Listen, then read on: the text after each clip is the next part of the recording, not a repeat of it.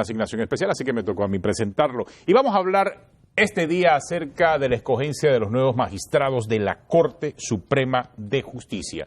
Hay una lista de 129 aspirantes, lo tiene el Pacto de Estado por la Justicia, está revisando, está entrevistando a cada uno de ellos, más o menos en un promedio de 15 por día. Tienen, creo que hasta finales de esta semana que comienza, para entregar la lista entonces al Ejecutivo. De allí deben salir los que se les recomienda al presidente de la República para que se escojan como nuevos magistrados de la Corte. Pero, ¿cuáles son las características que debe tener ese nuevo magistrado de la Corte Suprema de Justicia en este Panamá? Hoy nos acompañan algunos abogados, estudiantes también, y también nuestro analista Danilo Toro este día, pero nos acompaña la actual decana de la Facultad de Derecho de la Universidad Santa María la Antigua, por cierto, la primera decana de la Facultad de Derecho, mujer, exactamente, decana, ¿no? Por eso lo digo. Sí. Ana Matilde Gómez, Tres cosas que...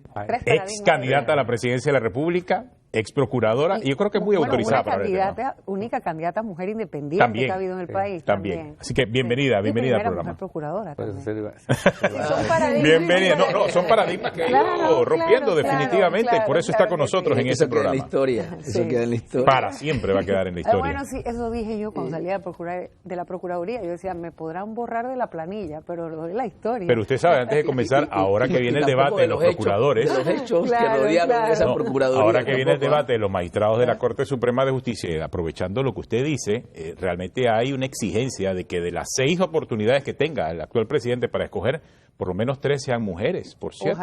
Ojalá, eso y no solo un tema... Lo cumplió con el Consejo de Gabinete, o sea, la mitad es mujeres. No, sí, casi la mitad. Sí. Casi no es lo mismo. Sí, pero por lo menos hay, de 6 por lo menos se esperan 3. Se evidencia, así es. Bueno, nos acompaña también el presidente del Colegio de Abogados, Juan Carlos Araúz, gracias por acompañarnos. Nos acompaña José Luis Paniza, quien es de la Asociación de Estudiantes de Derecho y muy activo en los temas de ciudadanía de la Universidad de Santa María la Antigua. También invitamos a la Universidad de Panamá, pero más adelante se incorpora al programa. Nos acompaña el abogado Víctor Orobio también, usuario del sistema, y por esa razón lo invitamos, y nos acompaña nuestro analista Danilo Toro. Muchas gracias a todos por estar con nosotros aquí en Debate Abierto. Comencemos con las damas, licenciada Ana Matilde. Eso sí nos tienen en cuenta siempre, que uno vaya primero al bate. De primero, no, y su opinión es muy autorizada en el futuro de lo que el presidente de la República tiene entre manos con relación a un nuevo magistrado de la Corte Suprema de Justicia. Sabemos ya todos los temas que hay detrás de la Corte, pero ¿cuál sería su consejo, su recomendación ante lo que le viene encima al presidente? Sí, bueno, muy buenos días a todos los televidentes y a los compañeros de la mesa. Yo creo que nuevamente seguimos empantanados en las formas. Yo creo que el tema de la justicia, la crisis de la justicia, va mucho más allá solamente del mero formalismo del procedimiento para el ingreso.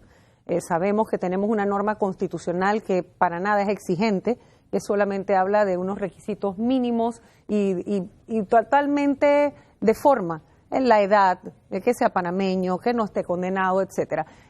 Son trivialidades para el universo que le toca atender a una persona que llega a la Corte Suprema de Justicia. Y la pregunta es, bueno, ¿qué tan relevante es eso? Bueno, es de lo más relevante. Es uno de los puestos más importantes en el país porque en la Corte Suprema de Justicia es donde llegan a debatirse, llegan a deliberarse y a decidirse causas que tienen que ver con cosas importantes para el país y para los panameños. O sea, como las decisiones, por ejemplo, una cosa sencilla, pero que tiene enormes implicaciones, de si fue legal o no el otorgamiento de un contrato del Estado, si fue legal o no la construcción de un edificio en un área donde los vecinos decían que va a alterar su sistema de vida para el resto de sus vidas, por mencionar solo algunas cosas. Entonces, yo creo que nuevamente estamos perdiendo la oportunidad los panameños de darnos un proceso de reforma sustancial del Estado panameño que permita tener un sistema de méritos para ascender o acceder a cargos públicos como la Corte Suprema de Justicia, más allá de lo aparente, más allá del mero formalismo y permítame decir algo, mire, yo no es que estoy desconociendo el trabajo que puede aportar en esto el Pacto de Estado por la Justicia o su comisión. He sido miembro de ella 2 veces en calidad de Procuradora General de la Nación al inicio, cuando se convocó, y luego como representante de la Asamblea Nacional en el Pacto de Estado también. Así que entiendo el trabajo que se hace allí y lo veo valioso como un aporte a la autocensura de una facultad que está plenamente establecida en la Constitución para el señor presidente. Así es, así que si un presidente no se autorregula, estaríamos peor. El problema es posterior, porque no importa cuánto espacio le cedan a la Comisión de Estado por la Justicia y cuánto la Comisión aporte en el proceso de escrutinio a los aspirantes, que la mayor parte de las veces hay ya un ungido. Y cuando ese listado, todo ese proceso que se hace en la comisión, finalmente termina siendo nada ante la recomendación a los presidentes. Eso es lo que ocurrió en el pasado, pues. Exactamente. Dice, Entonces, y que no ocurra ahora, pues. Lo que yo aspiraría es que se entienda que el problema del país en la justicia es un problema de confianza, que no tiene solamente que ver con el procedimiento para el ingreso, tiene que ver con la normativa, sí, tiene que ver con la cultura que hay generalizada, tiene que ver con los actores, tiene que ver también con el contexto en el que estamos. No es lo mismo escoger un magistrado hace 10 años que ahora en la coyuntura que estamos viviendo, con una serie de actuaciones judiciales que han acabado con la confianza que el pueblo panameño tiene en el sistema de administración de justicia, por casos que era evidente, no solo por lo aparente, sino por lo que consta en el expediente, que debía haber una decisión judicial distinta a la que se dio. Y en esos pronunciamientos se va mermando, lesionando y se va acabando con la confianza que el ciudadano debe tener en la justicia. Ahora bien, ¿cuál es el principal papel de la justicia? Tutelar el sistema democrático. Es el sistema de administración de justicia el que nos tiene que garantizar que los panameños se sientan confiados de seguir viviendo en lo que se conoce como un sistema político democrático. Entonces, si la justicia sigue fallando, si la justicia sigue yendo en contravía a lo que el ciudadano está esperando de sus instituciones, cada vez más vamos a seguir viendo mediciones internacionales que dicen que casi un 28% de la población le importa muy poco cuál sea el régimen en que se gobierne o cuál sea el sistema político en el que viva, después que tenga seguridad, que tenga certeza del castigo y que tenga oportunidades para educación, salud y demás. Su consejo, y me imagino que de usted haber ganado la presidencia de la República lo hubiese hecho así, es de la recomendación del pacto, escoger a uno, de la recomendación del pacto, o quizás hubiese utilizado un método distinto, no sé. Bueno, es que el proceso constituyente es más que inminente, la necesidad que hay de refundar el Estado para cambiar esos requisitos que están en la Constitución, que son muy pocos para los momentos que vive el país. Nosotros hemos tenido varios puntos de quiebre, tuvimos uno con la invasión y no se hizo, hemos tenido otro con el desbordamiento de los actos de corrupción que ha habido en dos administraciones que no les ha importado el cambio estructural del sistema público. Y eso es fundamental para que la democracia siga funcionando, porque cuando la democracia deja de responder a las aspiraciones del ciudadano, es cuando el ciudadano se pregunta, ¿y de qué me sirve a mí vivir en democracia? Y ahí es donde se llega a puntos de inflexión muy peligrosos en los que el autoritarismo llega a tentar a quienes nos gobiernan, y esa es una tentación en la que es muy fácil caer. Por eso insisto, y tal vez para resumir y concretar la pregunta, ¿qué le recomendaría yo al señor presidente? Bueno, la verdad que lo primero que le recomendaría es que no tenga un ungido, que de verdad acoja la recomendación del pacto, que poco o mucho que pueda aportar es lo único que tenemos en este momento, y que ojalá tuviera la visión, que es más importante que tener vista, decía Helen Keller, parafraseando obviamente, esa visión de que debemos darnos ya la gran convocatoria de un proceso constituyente que permita reformar esa Constitución, que no es que en la Constitución va a decir no robar o sí robar, no hay ninguna norma en el país dice, cuando usted llega a ser magistrado, usted puede negociar por los casos, usted puede vender sus fallos, usted puede ir a comer con los abogados que tienen, las firmas grandes que tienen procesos allí, usted puede aceptar regalos, eso no está en ninguna norma. Pero pasa. Bueno, porque es un tema de conducta también, por eso le decía, no solo las normas, son los actores, y los actores tienen, y aquí ya voy a hablar en mi calidad de docente y de decana de una universidad, estamos formando a los futuros magistrados, pues los magistrados no van a salir de otro lado que no sean las facultades de Derecho y Ciencias Políticas del país. Entonces hay que hacer una revisión profunda de a quiénes estamos formando, qué es lo que le estamos dando al país. ¿Dónde está la formación ética que tiene que venir paralela a la formación de contenidos? No solamente queremos gente que sepa de derecho, sino gente que respete la verdad y ame la justicia. No, y al final no se trata de un tema de procedimiento legal, en donde los abogados son expertos. Usted misma lo acaba de analizar muy bien. Se tratan, porque muchos de los cuestionamientos van en función de esa parte ética y moral. Víctor Orobio, ¿qué piensa acerca de lo que debe ser este proceso para escoger a los nuevos magistrados de la Corte? Bueno, feliz día, feliz día.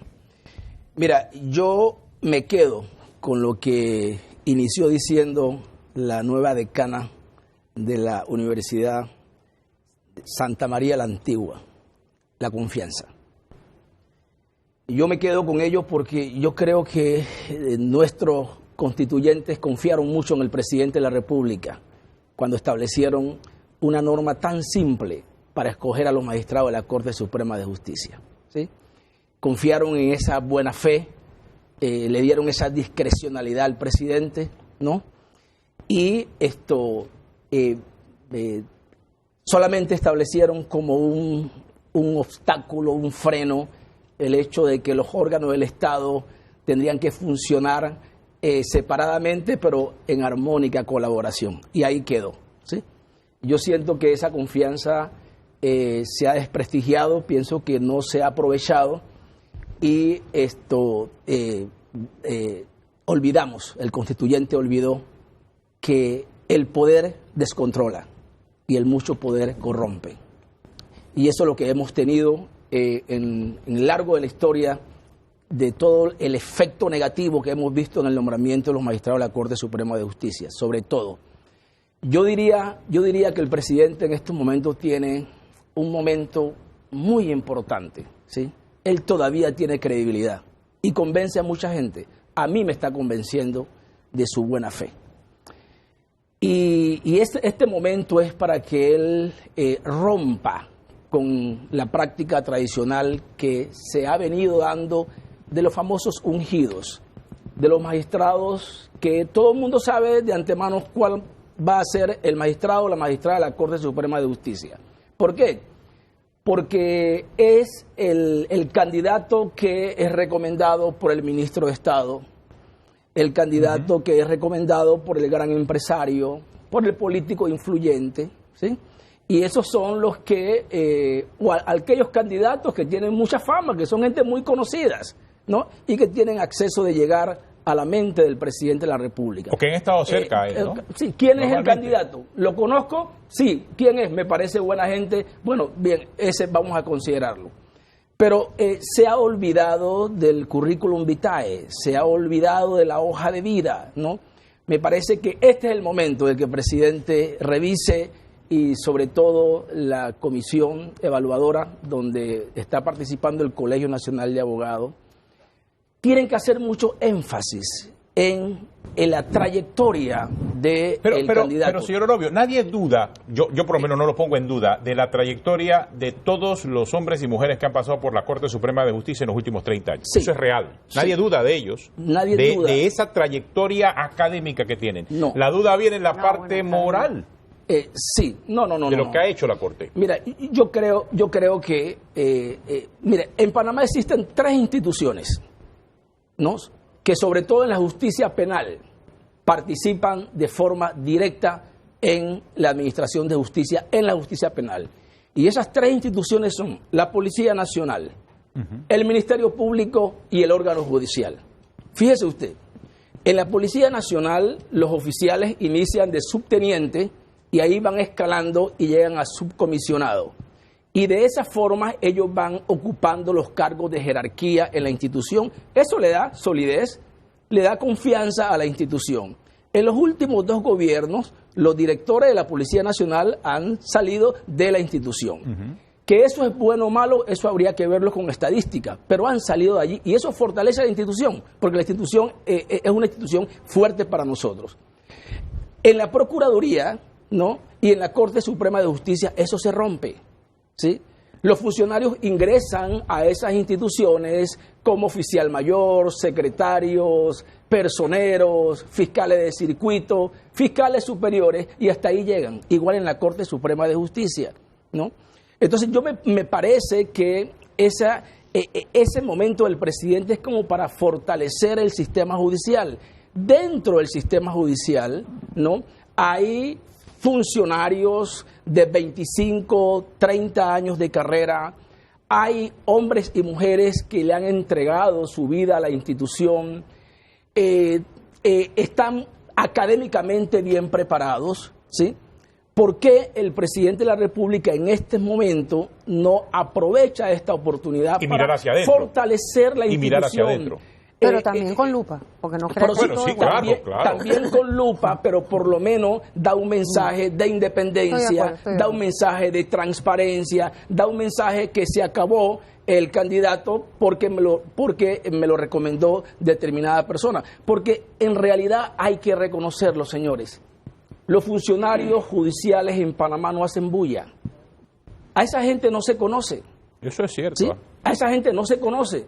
Mira, aquí más bulla hace, por decir algo, la Procuraduría General de la Nación, hace más bulla que los otros funcionarios que están dentro del sistema judicial, hablando de la Corte Suprema de Justicia.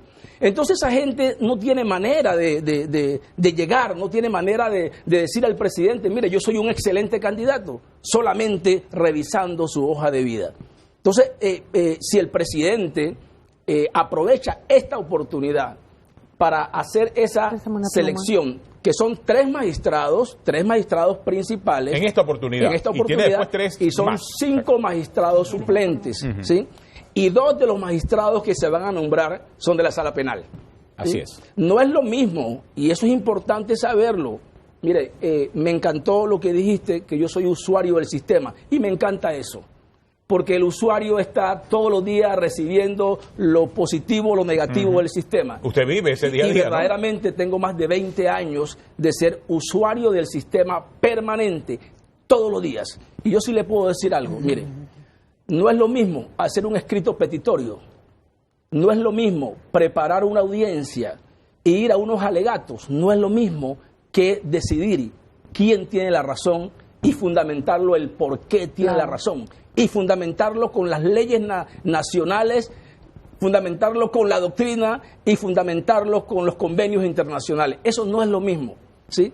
Y si aquellos funcionarios que han llegado de afuera del sistema fueran más honestos, no diría más honestos, sino que le dieran esa oportunidad a la población de conocer, ¿no?, lo difícil que es administrar justicia, y llegar de afuera a tener que elaborar una sentencia para decidir una causa, eso sería importante, porque muchos de ellos saben que eso no es tan fácil, y justamente por eso es recomendable que las personas que tengan toda una vida no trabajando en el mismo tema, ese músculo está fuerte, hay que darles la oportunidad. Y yo creo que el presidente la tiene, y esto no va a ser cuestionado si su decisión salga con esa intención, esa finalidad, esa visión de fortalecer el sistema judicial, seleccionando a los magistrados dentro del órgano judicial. Licenciado Aruja, a nivel del Colegio de Abogados, ¿cuál es el consejo entonces a la presidencia? Mire, lo primero que queremos puntualizar es lo siguiente. El Pacto de Estado por la Justicia es un ente separado a la Comisión Evaluadora. Si bien es cierto, el nacimiento de la Comisión Evaluadora es una recomendación del pacto del año 2005, no menos cierto es que es un ente separado y la función estaría, digamos, delimitada en un rol diferente al propio pacto. El colegio, desde el mismo momento en el que obviamente fue invitado a participar de esta comisión evaluadora, llega con las mismas aprehensiones que se han emitido en esta mesa. O sea, la historia sobre las designaciones siempre ha tenido matices de tener inclinaciones previas a los procedimientos, y se llega simplemente con los nombres de las personas que ya están siendo... Eso ha ocurrido en el pasado. Claro. O sea, no se puede negar que en el pasado esto es un proceso político en el que no hay evaluación, y lo que ha traído consigo es que distintos profesionales de gran valía se sientan lastimados en su honor, en su trayectoria. ¿Por qué ser sometidos a un escrutinio cuando no hay ningún tipo de evaluación? Porque ya se tiene a las personas, es lastimar obviamente a la misma abogacía como tal. Esa realidad nos coloca en el escenario que, al recibir la invitación y dar el encuentro con el presidente, tuvimos la oportunidad de preguntarle al presidente, presidente, ¿cuál es el legado que usted quiere dejar en materia de justicia como para que haya una comisión evaluadora? Y sus palabras fue, es que necesito que me ayuden a encontrarlos. Y yo voy a confiar en que ustedes van a hacer las valoraciones necesarias para encontrar a esos perfiles. Obviamente se genera un tema que nosotros desde de actores que no somos políticos y que no tenemos participación en el poder político, siempre ha existido la posibilidad de colaborar y el colegio no negó el sentarse a colaborar, pero siempre estará en el pensamiento de lo que ha sido la historia de la justicia en Panamá. Mire, si nosotros quisiéramos realmente profundizar al método, el método no tiene que designarse o indicarse al momento que se da la vacante. Nosotros tenemos en el Ministerio de Gobierno un trámite que se llama idoneidad para magistrados.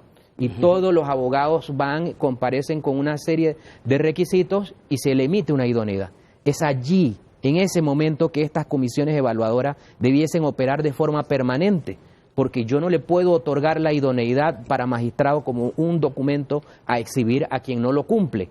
Pero eso es parte de la distorsión del que el propio Estado auspicia esta calificación formal que hablaba pero también es una cuota de poder del presidente de turno. Claro, pero... Y mucho lo que dice es que se blinda el presidente de turno en función de la Corte Suprema de Justicia que nombre. Tengo una pausa, ya regresamos aquí en Debate Abierto Dominicano y hablando acerca de los nuevos magistrados de la Corte Suprema.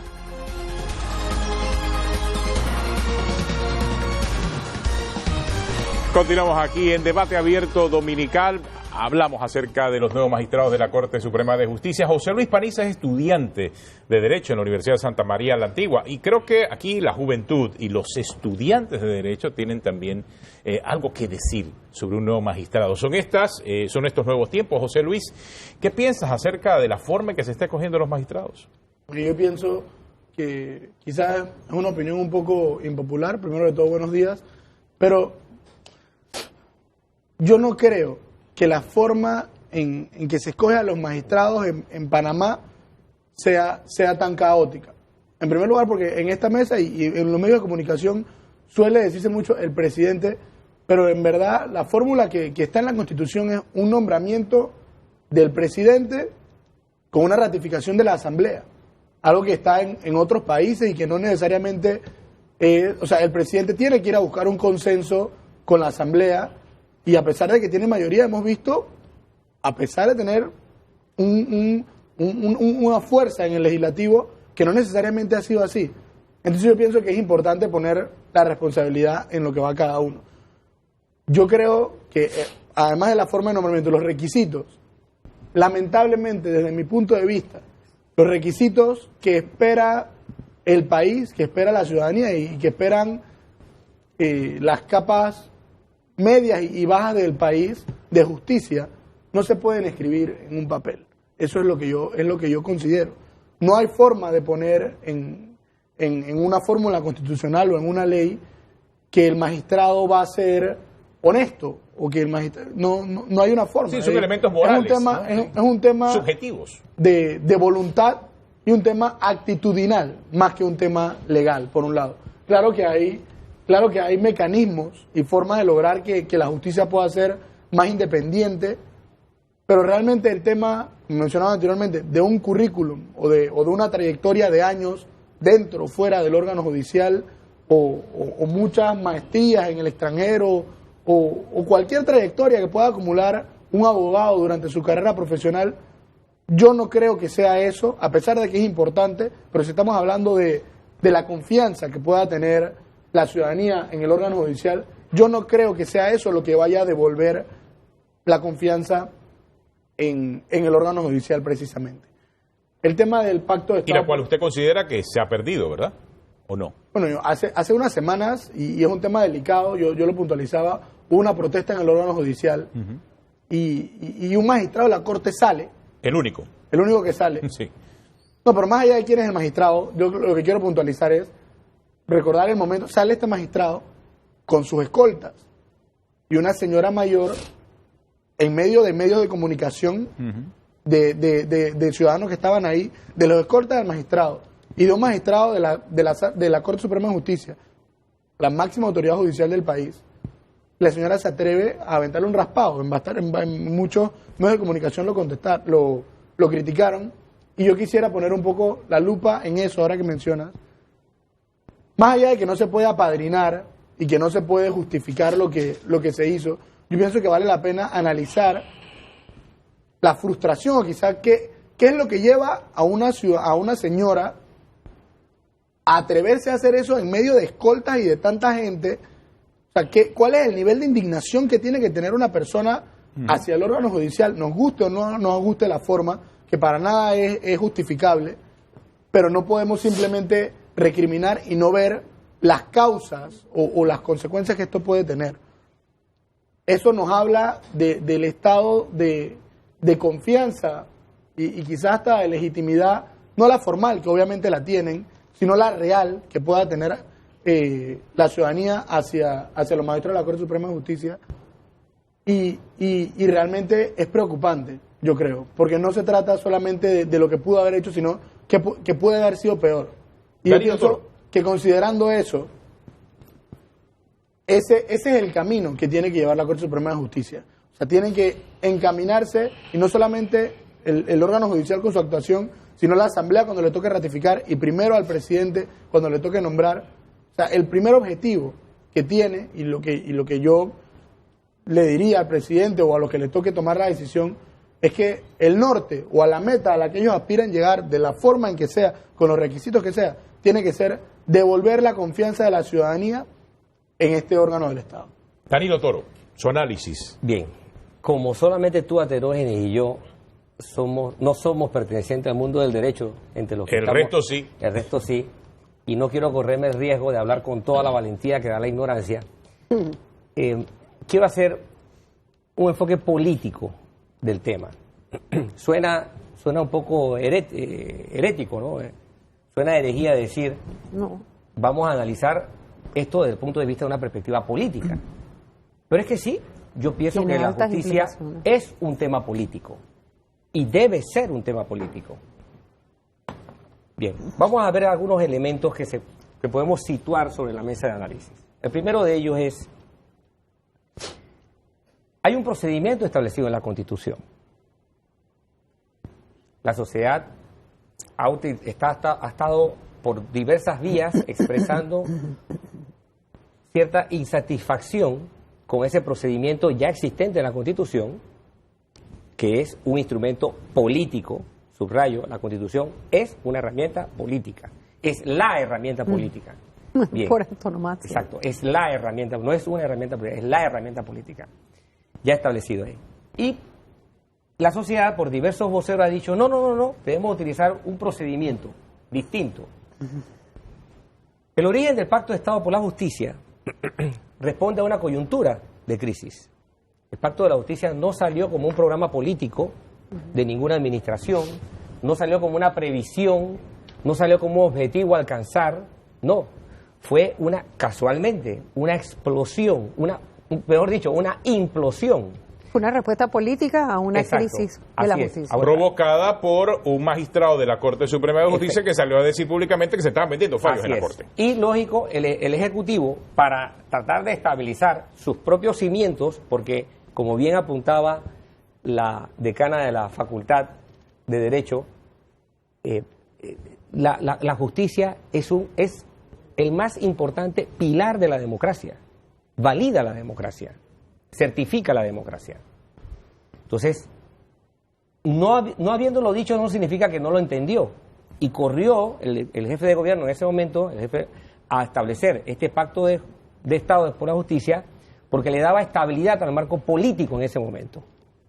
Y lo que era coyunturalmente una atención a una crisis aguda, se ha convertido ahora en un procedimiento tradicional para una situación de falencia crónica. Lo que era coyuntural pasó a ser ahora tradicional. Ese es el primer punto. La Constitución le otorga al presidente toda la facultad de seleccionar a quien él quiera para el cargo. Pero sucede algo. Las reglas son claras. Hay un actor político que no juega su papel, que es la Asamblea de Diputados. Es allí donde debiera hacerse todo el ejercicio de escrutinio, no en el Pacto de Estado por la Justicia, no en ningún mecanismo, debiera ser suficiente el escenario del poder legislativo para tomar a cada aspirante y pasarlo. ¿Y por qué no ocurre eso? Porque lo han presentado todos ustedes, pero ¿por qué no ocurre? Bueno, es muy sencillo, no sé si me permite, y como pasar la pelota, pero es que es tan evidente, precisamente porque la crisis es política, del diseño del sistema. Claro, a eso voy. ¿Cómo puede escrutar quien después le toca juzgar? Claro, a eso voy. Claro. Por eso quiero hacer el análisis político, porque el problema está es que tenemos todo un sistema infectado de contradicciones. Entonces, como no cumple su papel adecuadamente la Asamblea de Diputados, entonces hemos convertido en necesario y desafortunadamente en correcto aquello que no lo es. Aquello que no lo es. Miren, a tal punto estamos convirtiendo en valores desvalores que hemos caído para todos los temas, no solamente para justicia, en la tesis de que lo que llega a la Asamblea tiene que ser consensuado y no lo tocan los diputados, por favor. Ya esto lo vio, tal asunto lo vio, no sé qué grupo. Y al punto es que ni siquiera las reformas constitucionales pasaron así íntegras y se llevaron así llenas de, rociadas de alguna sustancia antibacterial para que les llegara a los diputados y que por favor los diputados no lo discutan mucho y que la aprueben tal cual como son. Es decir, ¿para qué rayos tenemos una Asamblea de Diputados si en ninguno de los temas, ni en salud, ni en educación, ni en justicia, ni en obras públicas, queremos que los diputados ejerzan su papel? O hemos apostado a un sistema tan dañado de contradicciones que queremos consensuar antes de la diputación, antes de que las cosas lleguen al escenario de los diputados, para que ahí solamente se proceda a darle un golpetazo al pupitre y lo que se proponga pase. Ahora, eso no puede ser. Pero en el periodo pasado tuvimos, y antes de eso, tuvimos un caso con el expresidente Endara. Él vio que no iba a tener el consenso de la Asamblea y ni siquiera se postuló. Pero tuvimos un caso en el gobierno pasado con dos candidatas que no pasaron la Asamblea. Ahí la Asamblea jugó o no jugó su rol. No sé, pues. Entendamos qué pasó. En primera instancia pasaron dos cosas. Porque ahí sí la Asamblea jugó su rol. No pasaron, por esa razón este presidente le va a tocar nombrar sin magistrados. Pero veamos qué antecedentes hubo. El primer antecedente es que el presidente pecó de todo. Pecó de todo. Porque el presidente Varela. Así es. El presidente de ese entonces, el presidente Varela, pecó de todo. ¿Y por qué de todo? Porque dejó que el tema cayera por gravedad. No, un tema tan importante como eso tiene que tener un liderazgo de fondo. Tiene que tener responsabilidad como coro. Tiene que tener sentido de orientación, como mínimo. Sentido, orientación, y tiene que tener una magnitud, una fuerza que lo empuje. Tú no puedes hacer que tu voluntad caiga como si fueran las manzanas que Newton veía para explicar la ley de la gravedad. No puedes hacer eso. Y los presidentes quieren sentarse en términos generales, no estoy haciendo ninguna alusión particular en este caso, quieren muchas veces sentarse a ver que su voluntad se convierta en algo fáctico prevaleciente, en algo que vaya a ser con que la gente simplemente interprete tus señales de vista. No. Tiene que ejercerse responsablemente el liderazgo político. ¿Y qué pasó allí? Cuando tardíamente llega a eso, el presidente efectivamente no tenía una bancada, no tenía una Cámara de Diputados que le resultara en eco, y tenía todo un historial de disputas con los diputados que ahí le pasaron una factura. Pero por eso les digo, al final, o sea, allí la Asamblea jugó su rol, creo que plantea el señor Sanguisa. Fue correcto, jugó su rol. No lo pasó, no lo pasó ni en aquel momento ni a lo último del gobierno pasado. Jugó su rol, pero tengamos presente esto, jugó su rol porque había una coyuntura específica. La pregunta es, ¿hubiera pasado lo mismo en una Asamblea que tiene mayoría del Ejecutivo? Entonces, cuando tú te vas a países en donde, incluso en mayoría del Ejecutivo, los aspirantes pasan por el escáner, pasan por el escrutinio, pasan por un protocolo de revisión minucioso, aún teniendo una mayoría, tú dices, hay un Estado. Hay un Estado que es capaz de juzgar después al que asumo que esa es la situación ideal que plantea el actual presidente Cortizo. No sé, José Luis. Yo nada más quiero cerrar con este punto. Tenemos un problema político de una instancia que no cumple su papel. Y no cumple su papel porque la estructura política está plegada de contradicciones. ¿A dónde quiero llegar? A la necesidad de afrontar esto desde la perspectiva de los cambios constitucionales. No podemos seguir afrontando los cambios constitucionales con la posición esta quirúrgica de decir, no, es que estos son unos pedacitos que tienen que cambiarse. No, aquí hace falta una integralidad. Y mientras no entendamos que los cambios constitucionales tienen que pasar por un enfoque de integralidad, estaremos siempre tratando de resolver problemas graves con cosas pasajeras y livianas, y eso no va a pasar. Y eso es apenas el principio del problema. Falta ver todo lo que sigue. Es cierto. José Luis, ¿quería decir algo? Perdone. Sí, yo temo discrepar en el sentido de cuando se menciona que la Asamblea jugó su papel, y es que desde mi punto de vista, a pesar de que estuve de acuerdo con la decisión de que ellas no debían ser ratificadas como magistradas de la Corte Suprema de Justicia, yo no considero que el rol de la Asamblea simplemente sea, por ser un contrapeso, decirle que no al presidente o decirle que sí al presidente.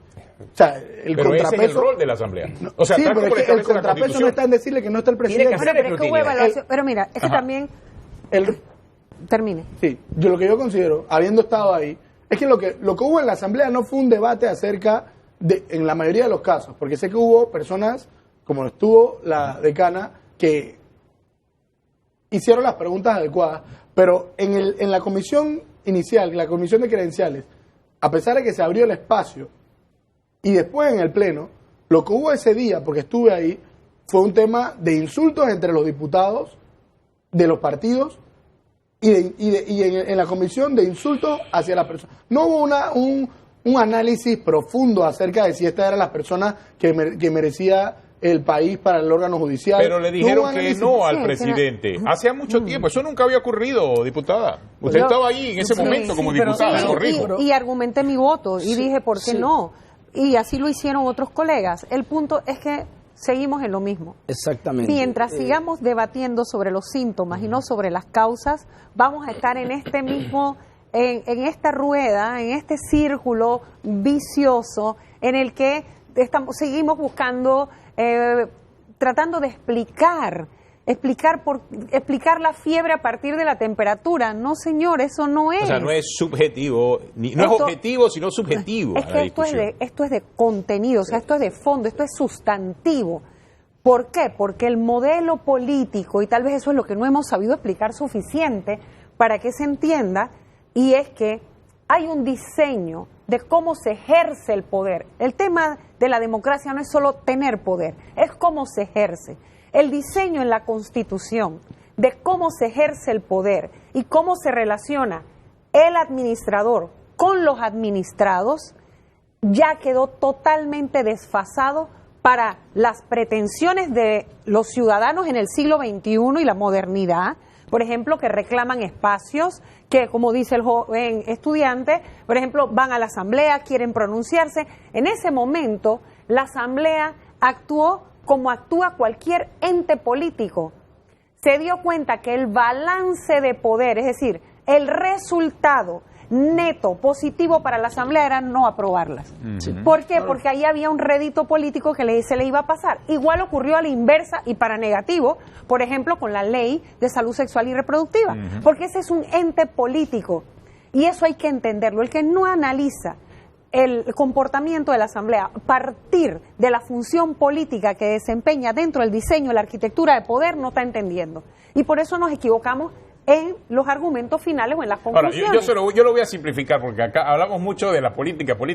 La verdad, yo no conozco ningún presidente o expresidente que no le guste la idea de ser amigo de un magistrado de la Corte. Pues, por Y eso supuesto. lo sumo a los diputados de la Asamblea. venimos, Les encanta eso. pero el diseño está tan perverso Sí. que usted se encuentra personas que están aspirando a la Corte Suprema de Justicia haciendo lobby en la Asamblea. Así es. Esa es la cosa más absurda. Lo hacen, recorriendo, lo pero hacen. por supuesto. Claro, usted lo vio, y me llama, imagino. Por bueno, eso pero digo que hemos convertido en valores lo un que son desvalor. desvalores. ¿Por qué? Es más, Porque es lo el primero que le sistema- dicen a los candidatos, a tu lobby, ve allá, a tu lobby. Claro, Hemos claro. convertido en O, valores como los dice, o desvalores. la tentación del autoritarismo. Como, por supuesto, hay una comisión, ahora un filtro, que esto es una cosa cosmética. Porque es que además hay que tener muy claro, el papel de la comisión o el Pacto de Estado por la Justicia, para lo cual fue convocado, y lo puedo decir porque estuve ahí desde su origen, coincidió con mi función como Procuradora General de la Nación y ser un actor titular dentro de ese pacto, era hacer el diagnóstico de la justicia y encontrar y entregarle al país una serie de recomendaciones que no se han cumplido todas. Y una de ellas pasaba necesariamente por la reforma estructural. Significan normas y procedimientos. Entonces, por eso es que seguimos empantanados. Y cada vez que vienen los nombramientos, vienen las vacantes de la Corte, volvemos a estos debates y es lo mismo. Y seguimos debatiendo de lo mismo y de lo mismo y de lo mismo. Porque el problema no es de forma, el problema es de fondo. ¿De dónde salen los magistrados? ¿De dónde salen los diputados? ¿De dónde sale el presidente? De la sociedad panameña. Hay que hacer un análisis profundo también de lo que tenemos, porque es que si nosotros no vamos a evaluar el fondo de las personas, usted decía, y coincido con el licenciado Orobio, el tema de reconocer la trayectoria dentro de la institución para que haya mérito a la carrera. Pues eso sería excelente, pero también teniendo mecanismos que permitan filtrar lo que no sirve dentro del sistema. A mí que me ha tocado evaluar, porque sí ha habido procesos de evaluación, funcionarios dentro del sistema, hay gente extraordinaria allá adentro, mujeres y hombres que son capaces de resistir la tentación a convertir su voluntad en sentencia o la voluntad del poder. Porque aquí el problema no solamente son los actores internos, son los que ejercen poder informal, fuera del sistema, no están en la Constitución.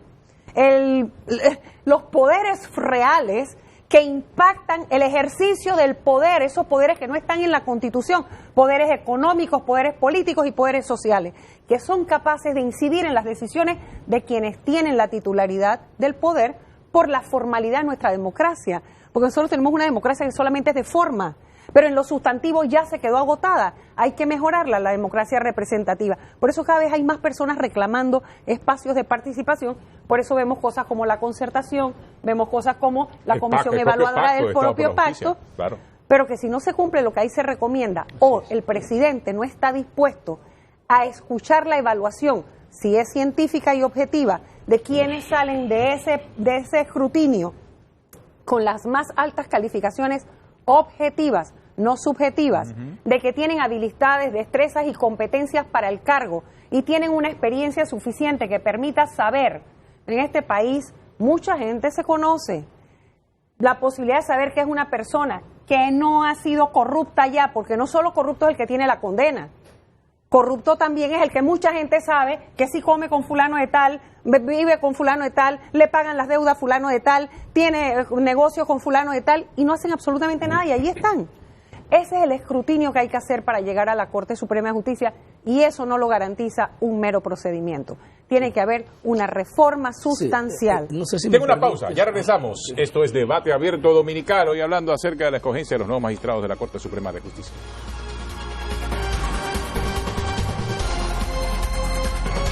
Continuamos aquí en Debate Abierto Dominical. Estamos hablando acerca de las escogencias de los nuevos magistrados de la Corte Suprema de Justicia. Se suma a la mesa Omar Concepción de la Universidad de Panamá también para participar del debate. Juventud que también opina acerca de la escogencia de los nuevos magistrados. Pero, señor Orobio, usted quedó en el uso de la palabra. Quería hablar acerca de esa política necesaria del sistema para escoger a los magistrados de la Corte. Sí, mira, a mí me preocupa lo que en estos momentos estén pensando los televidentes que no dominan estos temas, que no son abogados, que no son exprocuradores, ¿no? Pero sí tiene mucho sentido común acerca de lo que son los magistrados. A mí me preocupa la gente común que escucha todo esto y que al final quiere quedarse con una conclusión de que qué es lo que estamos conversando y qué es lo que se puede hacer. Mire, ya no hay discusión, ¿no? La parte política, fundamental, esencial, la parte filosófica, muy buena, pero es que el ciudadano sabe que no ha funcionado, y estos brotes que aparecen, como el que acabamos de mencionar en la asamblea pasada, que le rechazó 2 magistradas al Ejecutivo, son brotes especiales que aparecen y se van, ¿no? Pero que no son los únicos. En la Asamblea surgen muchos brotes, ¿eh? Gracias a Dios que no se quedan, aparecen y se van. El tema del órgano judicial, la exprocuradora dijo que era el pilar de la democracia. Tutelar la democracia. ¿Sí? Tutela la democracia. Excelente, ¿no? Todos lo sabemos que eso debería ser en esencia, ¿no? El principal sustento de la justicia a nivel a nivel de país y a nivel de los países. Pero también el problema es que el órgano judicial, ¿no?, es el brazo de poder más fuerte que puede tener un presidente, ¿sí? En cualquier país del mundo donde un presidente domina el poder judicial, se convierte casi en un poder absoluto, Entonces, tenemos una forma o un método que hemos criticado de cómo llegan los magistrados a la Corte Suprema de Justicia. Todos lo sabemos, cómo llegan, ¿no? Y el ciudadano común sabe que llegan por recomendaciones, por amiguismo, porque mucha gente que está muy bien preparada no tiene ese acceso a llegar a esa estructura cerca de poder del presidente y que puedan decir a esta persona tiene las capacidades. Mire, yo quiero mencionar un caso de lo que usted mencionó, que había que filtrar dentro del sistema, que está bien que se fortalezca la institución, pero hay que filtrar. Mira, aquí hubo un caso de un juez que en el momento más álgido de poder del gobierno anterior, el gobierno del expresidente Ricardo Martinelli, que demostró mucho carácter y mucha independencia, que fue el juez que resolvió el caso del expresidente Ernesto Pérez Valladares, por ponerle un ejemplo. Entonces, ese filtro que menciona la ex procuradora y nueva decana es determinar con un procedimiento especial, ¿no?, que lo pueden hacer la Comisión de Estado, la Comisión Evaluadora, qué funcionario dentro del sistema ha demostrado en su trayectoria, ¿no?, primero, la capacidad académica, que eso no se puede obviar. O sea, no puede haber un juez, un magistrado en la República de Panamá que no tenga conocimiento y preparación académica, porque va a fallar en contra de los principios básicos que establece la justicia en cualquier rama del derecho. La preparación académica es fundamental, ¿no? Y esa preparación académica se demuestra con el currículo del funcionario, ¿sí? Lo segundo, que tenga independencia, que haya demostrado independencia, ¿no? Y esa independencia se va a minimizar cuando en un funcionario que tenga 15, 20, 30 años de decidir casos, ahí están los fallos que ha dictado y que no salgan 1, 2, 3 fallos especiales donde es evidente que hubo la influencia de complacer un interés externo, ¿sí? Eso es fácil determinarlo, ¿no? Y lo otro es que tenga ese carácter de administrar justicia. Donde yo digo es que si tenemos un problema que no lo estamos solucionando mañana y pasado mañana, porque la Constitución está allí y se va a mantener hasta que se reforme, no la Constitución, o que se haga un proceso constituyente. Ella está allí y hay que seguir en ella. Lo que ha hecho el presidente es decirlo por lo menos públicamente y decir que se va a desprender de ese poder. Eso es lo que él ha hecho.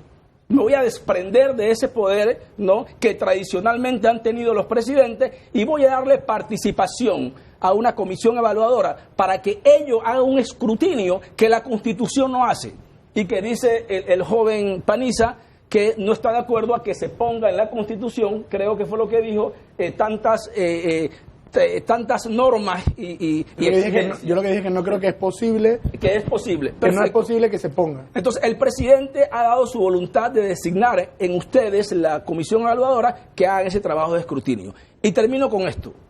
Mire, todo funcionario judicial que está adentro, por muchos años, le han tenido que hacer una debida diligencia. Por supuesto que sí. En teoría. En teoría, porque es cualquiera, en teoría, pero bueno, las excepciones no pueden opacar la regla. Pero ¿sí? La confirma. Sí, perfecto, pero vamos a decir algo. Cuando se entra al sistema judicial hay unos requisitos que se cumplen. A veces. ¿Sí? Ustedes son abogados ahí de confianza. Ahí de confianza. No, pero está bueno. Pero bueno, si la comisión hace un buen papel, de seguro que va a determinar y va a excluir esas excepciones, ¿no? Lo que pasa es que también, general se hace. Ojo, pero lo que queremos decir, miren el alcance del magistrado de la Corte. Para nadie es un secreto que Un magistrado, 2 magistrados de la Corte ha puesto aquí un montón de jueces, Sí, democráticamente. pero concluyo. Democráticamente, señalando, venga para que este juez, venga el otro juez. Eso está ocurriendo. Ese es parte del error sistemático, porque aquí no se ha querido ni por lo menos implementar la carrera judicial. Así es. Fíjese usted dónde La cantidad de jueces interinos que existen. Claro. ¿Y eso quién lo ha podido bloquear? 1 o 2 magistrados de la Corte. O Pero sea, que yo esa es la termino importancia. mi criterio manifestando lo siguiente. De todo lo malo que tenemos, ¿qué es lo bueno, qué es lo menos malo? Que con el sistema político que tenemos, obligatoriamente el ciudadano común tiene que pensar, bueno, es que si todo es malo, ¿qué es lo menos malo? Y en mi opinión, en estos momentos, lo menos malo es darle esa solidez o darle ese mensaje de fortalecimiento al sistema judicial, ¿no? Nombrando a funcionarios por los que han demostrado y está escrito en sus capacidades, no más que porque el candidato es amigo de X personas, porque sobre todo eso se va a saber, ¿sí? Eso se va a saber, tengan la seguridad. Si Ya se sabe. Sí, y ya se sabe y se está comentando, ¿no? Exactamente. Entonces el presidente me parece que no puede caer en esa trampa, no. El poder lo tiene, la Constitución lo faculta, ¿sí? Y es lo que ha dicho el amigo Danilo Toro. El presidente es el presidente de la República. Y puede ¿no? hacerlo. Y es legal que lo haga. ¿Comprende? Es legal que lo haga. Pero si él individualmente, con una decisión propia, ha dicho, voy a dar este mensaje, bueno, que lo dé bien. Porque ya se están comentando de que fíjate en tal fulano que ese es el que va o esa es la que va porque es amiga personal de alguien que es muy llegado al presidente y por ahí. El presidente debe cuidarse de eso. Si existen en esta coyuntura, si existen excelentes funcionarios dentro del sistema, inclusive hay magistrados, licenciada Ana Matilde, funcionarios que fueron los formadores del sistema penal acusatorio, ¿no? Nosotros estamos viviendo una nueva justicia penal, ¿no? Usted sabe que cuando una persona llega a un puesto sin estar preparado, va a ser víctima, por decir algo, o va a estar sometido a los asistentes del despacho, que son los que saben, Y es difícil que un asistente no le ponga un proyecto bien elaborado a su interés, por decir algo, que por favor que no me malinterpreten, pero es por poner un ejemplo. Es muy difícil que un magistrado que venga de afuera, ¿no? Que no conozca o que no esté preparado, diga, este proyecto no va, si me convence el proyecto. Pero ¿qué pasa? Cuando el magistrado ya empieza a aprender de verdad, ¿no? La dinámica y tener ya el conocimiento profundo, ya se le acaba el periodo. Y mira, por eso es que hay que llevar gente preparada. No me ha hablado el presidente del Colegio de Abogados, he escuchado atentamente, pero creo que sí es importante la opinión, porque usted controla esa clase colegiada de abogados del país. No la controla. No, la dirige y la conoce muy bien. No la puedo controlar, estoy segura. Mire, yo creo... Ni debería ser su intención. Así es. Mire, yo creo que lo que se debate aquí, lejos del método ideal, lejos de las evaluaciones, lejos de lo que se escruta en un método de evaluación como tal, es que el nombre que el presidente al final presente a la sociedad tiene que aportar serenidad. Y serenidad en el sentido que la justicia vive momentos en los que se ha sentado una crítica que ha hecho que el órgano judicial esté disminuido, a tal punto de que nosotros no podemos decir que el órgano judicial interactúa con sus pares como uno igual. Pareciese ser que el órgano judicial es una institución y no un órgano del Estado. Esa realidad impone entonces lo siguiente. Lo que comentaba la diputada hace un rato es, nuestra propia sociedad está acostumbrada a mecanismos de inclusive propiciar lo incorrecto. Y aquí estaría el tema, por ejemplo, con el magistrado Harry Díaz y el raspado. ¿Quién ha protestado por un hecho lamentable y vergonzoso en el que ni el magistrado lo merece, ni en el que la justicia puede ser simplemente tratada de esa manera? En general, todo el mundo ha logrado simplemente pasar la página, pero no describir que eso no se puede repetir, que el magistrado no puede ser sometido a un tratamiento como un particular, y estaría también el propio comportamiento institucional. Yo no he visto un pronunciamiento del Pleno de la Corte Suprema de Justicia haciendo un señalamiento fuerte al tratamiento de sus pares, y eso nos traslada a que la sociedad de alguna manera apadrina, por ejemplo, procedimientos hostiles como el que se verificó con las magistradas. Pero es que mi pregunta es con qué cara, porque la Corte ese día se llevaron unas exigencias o unas peticiones y la Corte contestó, y sobre eso no se dijo nada. ¿Con qué cara la Corte Suprema de Justicia? Y no es que está bien, porque está mal y tiene que ser condenado, y en los medios de comunicación fue bastante rechazado y en redes sociales también. Pero ¿con qué cara, cuando la Corte Suprema de Justicia hemos visto que ha perdido la legitimidad, como ha quedado aquí, o sea, yo pienso que, o por lo menos la confianza, con qué cara le dicen al ciudadano que lo que están haciendo está mal? O sea, ¿cómo le dicen a un ciudadano, entendiendo, no como ese ciudadano ni como el magistrado? Porque yo no siento que fue un acto contra el magistrado Harry Díaz. Mi lectura es que fue un acto contra la institución, o quizás contra el sistema político, como menciona la decana. O sea, es un tema de confianza que se ha ido perdiendo y que si bien es lamentable, yo pienso que hay que mirar con lupa y no quedarnos en el acto, sino en lo que está detrás. Y ver en lo que se puede convertir si no hay una respuesta institucional desde el órgano judicial, del Ejecutivo y de la Asamblea. Pasa algo parecido en otros países. Por ejemplo, hoy día el tema del cambio climático ha llevado a un pleito exacerbado en las calles. Y cuando tú ves la posición del presidente Trump, la gente asume posiciones duras, claro. Pero el que ose tirarle un granito de arena al presidente Trump va preso, va preso. Y por eso por la certeza del castigo.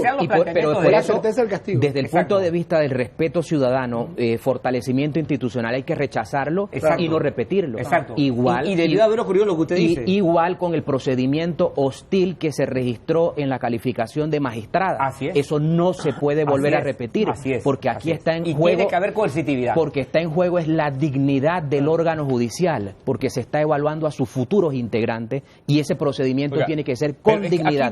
Aquí vimos, el diario La Prensa publicó a un abogado que, hablando con unos investigadores privados, describió con lujos de detalles cómo era el método para pagarle a magistrados de la Corte Suprema de Justicia. Tampoco veo ningún magistrado de la Corte Suprema de Justicia enfrentar ese proceso, salvo tengo entendido, una denuncia que se presenta ante el Comité de Ética del Colegio de Abogados. Entonces, ahí hay un tema de la acumulación respeto, de críticas, ¿no? Acumulación de críticas hace justamente que el Estado de la Justicia no haya podido sacudírselas y nosotros estemos en que la descalificación del órgano judicial sea una realidad.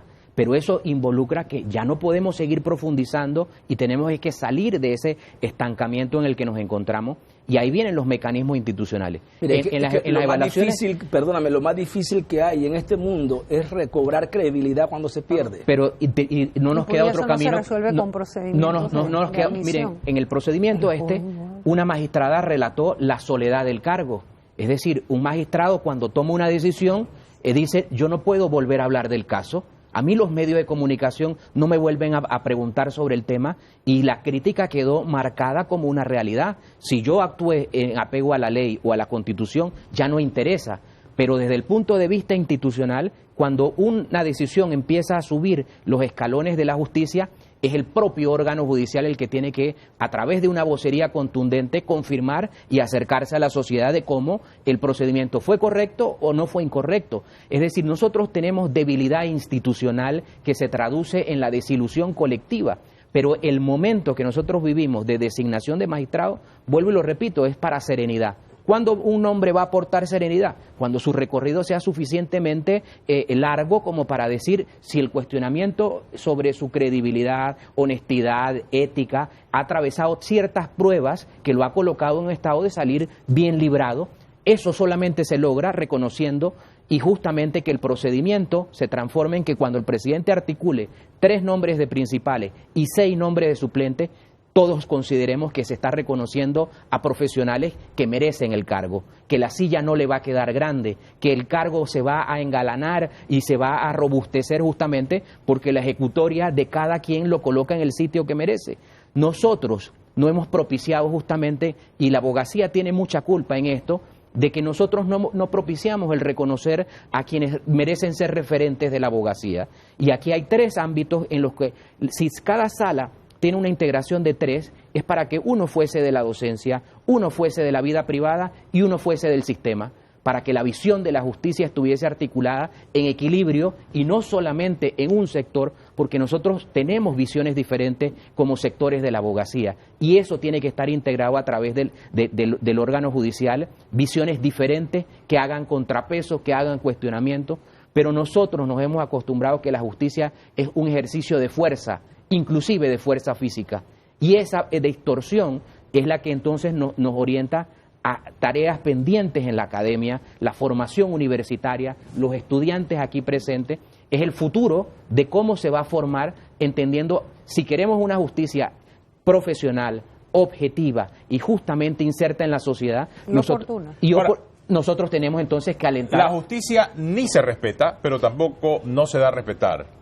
Licenciada, y ese es parte del problema que tenemos. Y a veces por cosas que van más allá solamente de las actuaciones de los propios actores, porque yo quiero traer a la mesa también que tomen en cuenta que incluso ante los organismos internacionales de tutela de derechos humanos, y que uno de ellos es la tutela de la justicia efectiva, nuestra Corte Suprema de Justicia nos deja mal parados, porque los pronunciamientos de los fallos son tan tardíos que los organismos internacionales no se explican. ¿Cómo puede una Corte Suprema dictar un fallo 12 años después, 15 años después, 8 años después?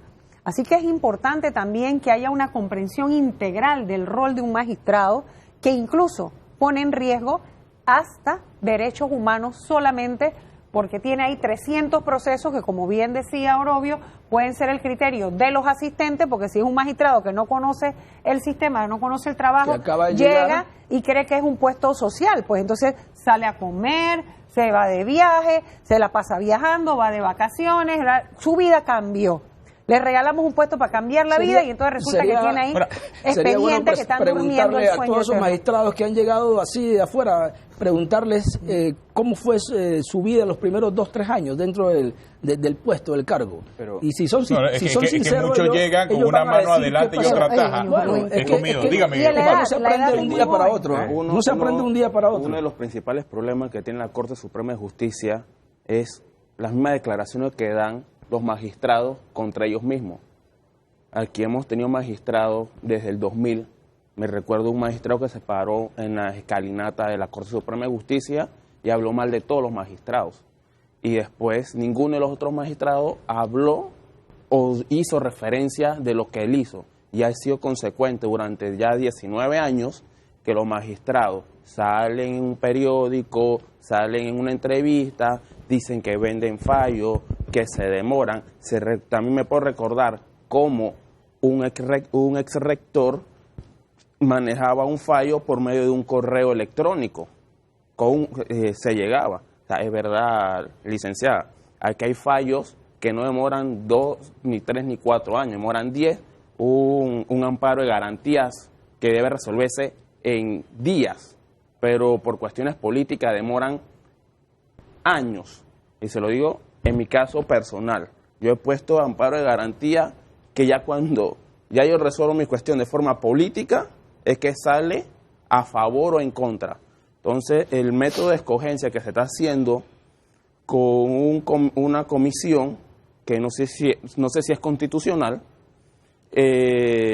al final va a pasar a un lugar que es político, que es la Asamblea, y ahí se maneja políticamente las designaciones, acorde a quién le beneficia la cantidad de magistrados, si el gobierno actual necesita una cantidad de magistrados a su favor o no.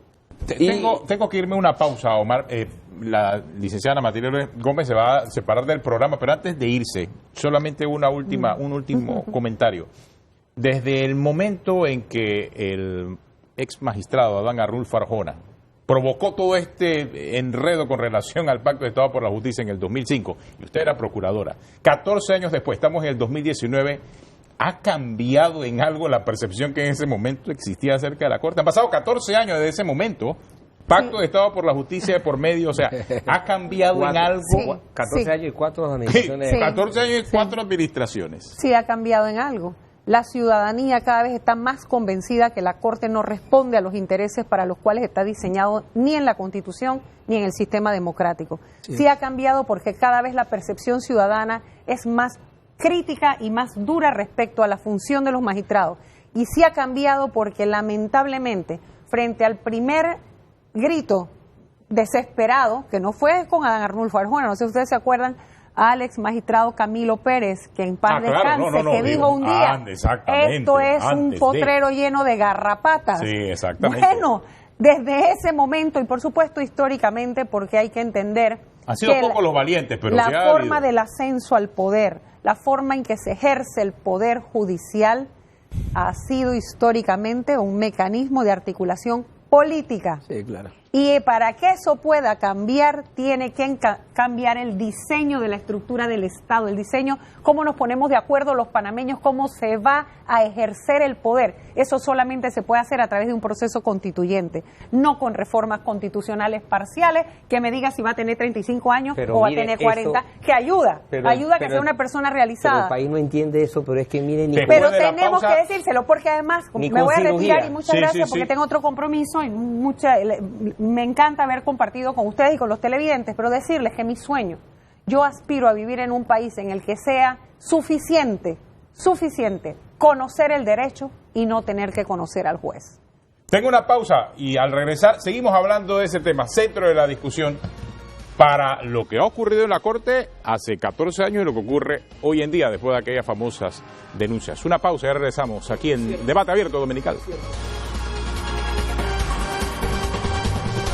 Continuamos aquí en Debate Abierto Dominical hablando acerca de la escogencia de los nuevos magistrados de la Corte Suprema de Justicia. Antes de irse, la licenciada Ana Matilde Gómez, dejó sobre la mesa el tema de lo que hasta ahora ha sido el manejo del Pacto de Estado por la Justicia, de aquellas declaraciones que se dieron en el 2005, de la venta de fallos en la Corte Suprema de Justicia. Fueron declaraciones, fueron denuncias muy fuertes de un propio magistrado que vivía dentro del monstruo en ese momento, el ex magistrado de la Corte, Adán Arnulfo Arjona. De hace 14 años, pues las cosas no han cambiado mucho, Danilo Toro. Seguimos con la misma discusión. No seguimos con el solamente mismo tema. eso, sino veamos cuáles han sido los instrumentos políticos utilizados desde el ejercicio del poder. Bueno, tener magistrados como interinos durante un largo periodo de tiempo. Eso es inconcebible con la práctica de la justicia.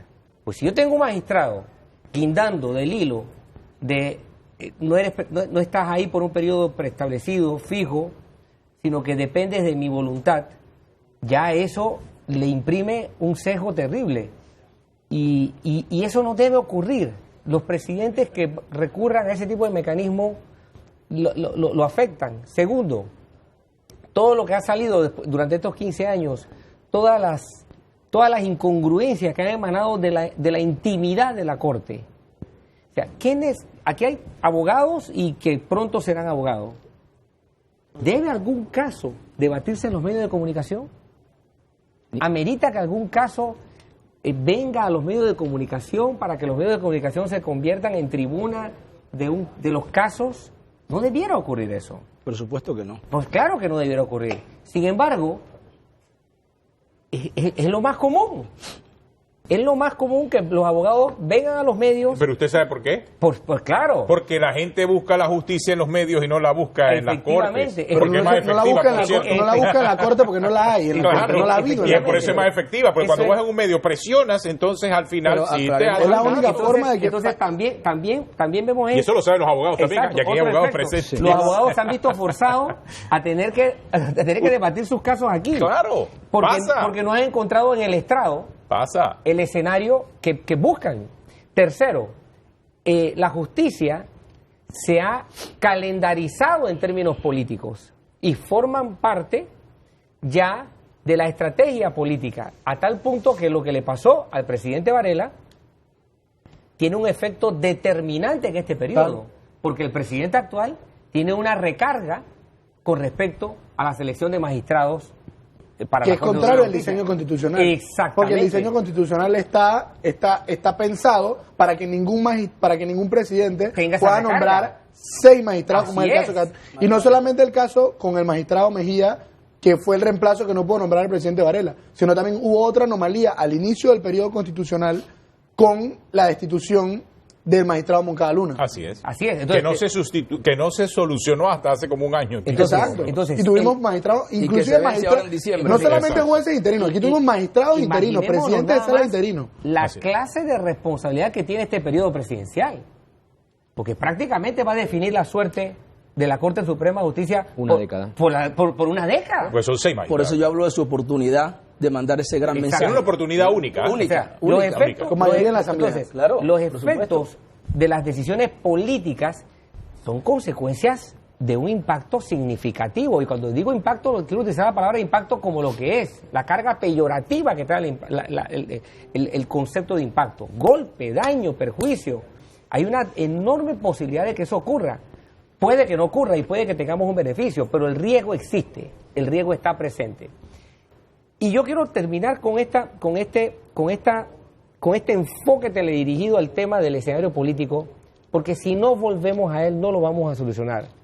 Tiene que haber un abordaje político al problema de la justicia, y ese abordaje, el momento es oportuno para hacerlo desde la perspectiva de los cambios constitucionales. Así es.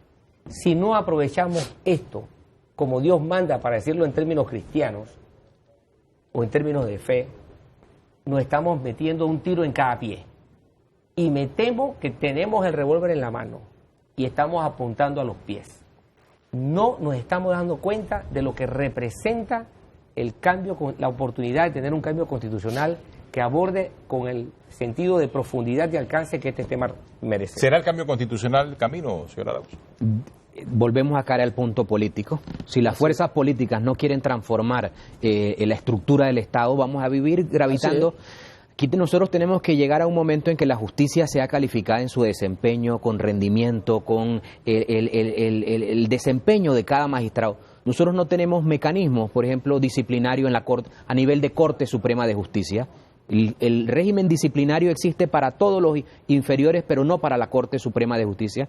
Y muchos de los cuestionamientos al Pleno de la Corte Suprema de Justicia estaría con una revisión disciplinaria, porque el tema de los delitos también tiene el hundimiento en el factor político, por ser la Asamblea quien analiza estos temas. Pero vimos un caso en el periodo pasado, ustedes lo mencionaron, el caso del ex magistrado de la Corte, Alejandro Moncada. Ahí la Asamblea de coyuntura Diputados... política también. Sí, pero lo destituyó, o sea, sí hubo un caso en donde el sistema se probó y dio resultado, lo vimos, Claro, específicamente. Se probaron cosas en ese caso. Quedó detenido, quedó preso. No debiese la ser Corte. la excepción, sino que la generalidad de denuncias que se puedan presentar en contra de magistrados no Pero, es porque ahí sí funcionó y en el resto no. factor político. Por las pruebas, ¿no? Y también las pruebas. Fueron Fueron contundentes. yo- no había manera de, Claro, la buscaron, de ¿no? opacarlas Prueba. o desconocerlas. No conoció el límite. El gobierno estaba en su No periodo conoció de el gracia, límite. fue al inicio del periodo de gobierno. Se ve demasiado. 5 meses después ya el gobierno no lo hubiera podido haber hecho. Así. Yo quiero hacer una Sí. puntualización. Mire, nosotros como sociedad nos hemos acostumbrado a que la denuncia es una condena y no analizamos que la denuncia es la activación de un mecanismo. Así es. Exacto. Cuando la Corte Suprema de Justicia y la Asamblea desaparecen la denuncia por elementos formales o por la prueba idónea,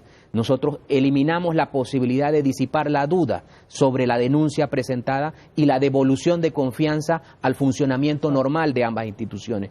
Y allí esa acumulación en los casos que han ido siendo desplazados por simplemente la carencia de la prueba idónea, a diferencia de los casos del ciudadano común, crea mayor afectividad en negativo para el funcionamiento de ambas instituciones y que son funciones judiciales. Y vuelve la crítica a la justicia de una justicia discrecional, de una justicia selectiva, de una justicia justamente motivada o impulsada por el poder político. Y allí entonces caemos nuevamente en la conclusión. Nosotros no necesitamos una justicia que funcione a empujones, es decir, que todos tengamos que estar pateando el funcionamiento normal de lo que debiese ser una rutina. Fluido, exacto. Pero hay muchas distorsiones que una parte tiene la sociedad, otra parte tienen los actores políticos, por la conveniencia de este sistema en el que obviamente, si no salimos de él mismo, miren, aquí no va a haber ni seguridad jurídica ni transformación del Estado, y lo que va a haber es más empantanamiento y un momento en el que tampoco va a traer avance como sociedad. Y por último, este momento de selección o escogencia de los magistrados está matizado por un precedente reciente terrible, que fue noticia en España. O sea, Sí. todo este caso de espionaje que se desarrolla en España, ciertamente, como ya se dijo, ha llevado, no ha llevado a un abordaje profundo de la vulnerabilidad del sistema, de la vulnerabilidad del sistema y de la estructura. Porque el problema es que, ¿qué ocurre cuando tú tienes una estructura que es vulnerable, que no está blindada? Y todo pareciera indicar que el tema no está resuelto con cuánto vas a ganar de salario. Porque que ganes... No, porque tienes la oportunidad de tener un salario extra, por lo que dijo este abogado, el que tú quieras, enorme, Entonces, de millones. Entonces, el tema no es salarial, aunque sí es del presupuesto para la justicia.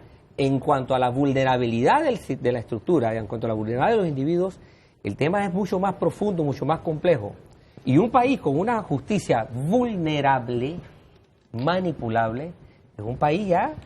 Pero lo mismo con el caso del magistrado Moncada, o sea, la posibilidad de tener acceso a apartamentos, cuentas, negocios, o sea, fue realmente un caso que yo pensé en su momento que iba a establecer un antes y un después de la Corte, pero no, pasó el caso del señor Moncada y seguimos con lo mismo, licenciado Orobio. O sea, igual. Mira, yo creo que también hay que tener presente algo.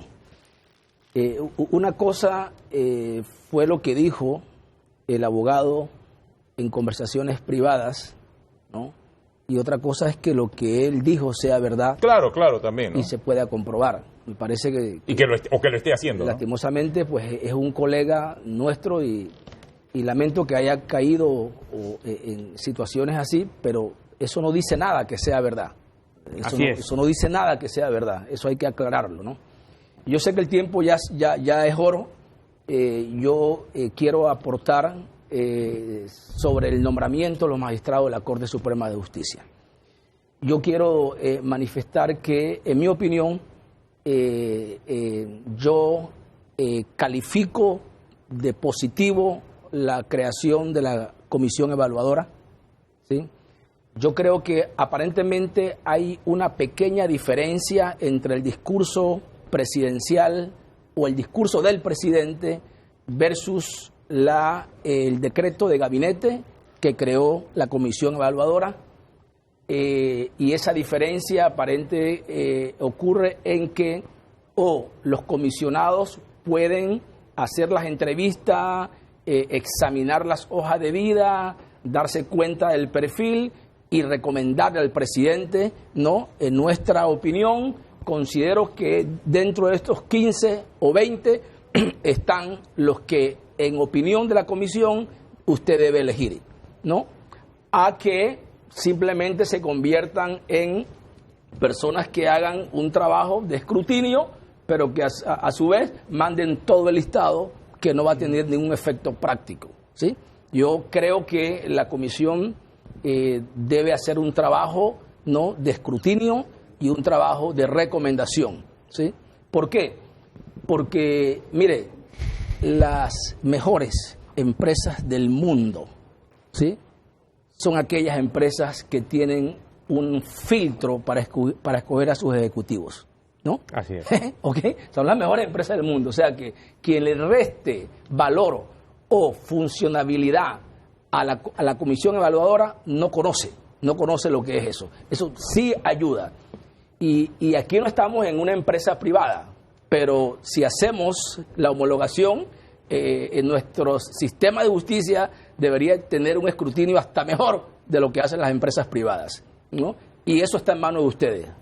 Nuestro colegio de abogados está representado, está dignamente representado en esa comisión evaluadora. Yo también pertenezco a la PEDE. En la PEDE tenemos un representante, ¿no?, del CONEP, tenemos un representante, y está ahí el licenciado Carlos Ernesto González, excelente profesional, y yo sé que ellos van a hacer un trabajo importante. El país lo merece, porque si nosotros volvemos a ver detalles por detalle de cómo hemos venido en los últimos 15, 20, 30 años, vamos a estar empantanados y no vamos a hacer nada, ¿no? Tenemos un sistema perverso, todos lo sabemos, pero hay una oportunidad. Ahora, esa oportunidad, como dice Danilo, es política. Solamente la política puede darle el visto bueno a esta oportunidad. Y este visto bueno es el señor presidente de la República de Panamá. Pienso que, ya para terminar, y eso es algo que es importante como aclarar y que la gente empiece a familiar, que la respuesta sea política no quiere decir que vaya a ser una mala respuesta. Yo pienso que la respuesta, como es un problema social, sí tiene que ser política. Y la oportunidad y sobre todo la responsabilidad que tiene el presidente, porque a pesar de que APEDE pueda hacer un aporte, que el Colegio Nacional de Abogados pueda hacer un aporte que es valorable y que es importante y que bueno que el presidente lo tome en cuenta, al final la historia le va a reclamar al responsable, que es el presidente, de nombrar, y en segunda instancia, voy a insistir, a los diputados al momento de ratificar, y ojalá que abran los espacios para que sociedad civil y el que quiera participar en la asamblea, que debe ser el espacio, en la comisión de credenciales o donde sea, pueda participar y que al final sea con un objetivo en conjunto. O sea, yo pienso que el presidente, con la oportunidad que tiene de los nombramientos y quizá con dotar al órgano judicial de un presupuesto que no dé más excusas, porque a veces suenan excusas, la no implementación de la carrera judicial, son esas dos acciones que el presidente va a poder decir luego de acabar su mandato. Más que recursos, ¿no haría falta voluntad también? No, claro, es un tema de voluntad. Del que se escoja, yo digo, ¿no? por parte del presidente. O sea, porque por parte del órgano judicial... No, y el que se escoja también. Porque no, claro, por parte del... O sea, haciendo un llamado primero al presidente, lo que el presidente puede hacer para que después no puedan decir que es el culpable, porque tiene parte de la responsabilidad, es nombrar a las personas idóneas, ya si la asamblea, lo que haga la asamblea es aparte, y dotar al órgano judicial del presupuesto. Otra cosa es lo que y que para mí la independencia, el abogado anteriormente mencionaba, por obvio, mencionaba el tema de que la capacidad y la independencia. Yo pienso que la independencia, como bien mencionado, solamente se va a poder saber o verificar una vez que ya esté en el cargo.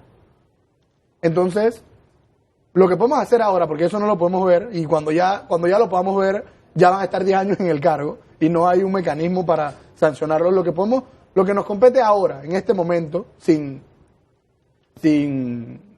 esperar cosas que ahora mismo no podemos cambiar, es el tema al presidente el nombramiento, la asamblea la ratificación, y una vez en el órgano judicial ya que estas personas entiendan el compromiso que debe tener no un órgano del Estado, sino los tres en conjunto con la población, con la necesidad de que las personas vuelvan a confiar en la justicia y en las repercusiones que tienen, no solamente ahora lo que estamos viendo con los llamados casos de alto perfil, que lo que realmente tiene es un alto impacto mediático, pero el tema de la justicia lamentablemente es de hace muchos años, y uno lo ve en la desigualdad que hay en la ley al momento de que juzgan a una persona con cierta capacidad económica, política o social, cuando nombran a los llamados hijos de la cocinera, cuando juzgan. Sí, una justicia para los que tienen y una justicia para los que no tienen. Y al final la justicia es un derecho humano que tarde o temprano se va a ir reclamando.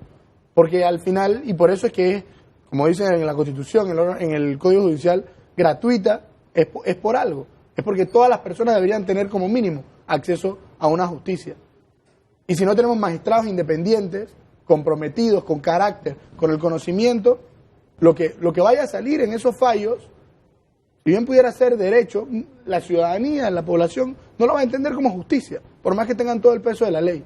Entonces yo pienso que es un imperativo que tienen los tres actores políticos involucrados, sumado a la comisión evaluadora, de devolverle a la ciudadanía esa confianza, y yo pienso que aún estamos a tiempo de rescatar el tema de la justicia. Omar Montenegro, ¿qué piensa?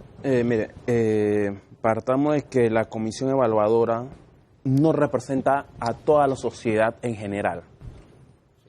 Hay sectores políticos activos de la sociedad panameña quienes no hemos movilizado en contra los temas de la corrupción, contra el tema de las escogencias malavidas en la asamblea, no estamos representados en esa comisión.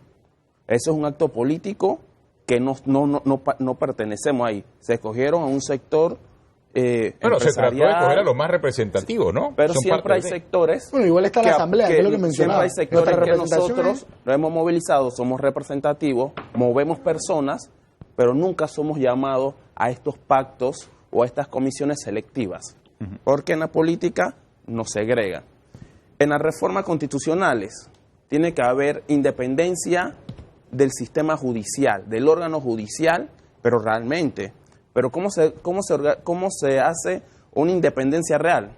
Por la financiera. O sea, que la Constitución dé independencia financiera al órgano judicial, que no dependa de los recortes del MEF, que no dependa de una comisión nacional o del SENA, que es el que dice, usted puede dar una partida extraordinaria o no.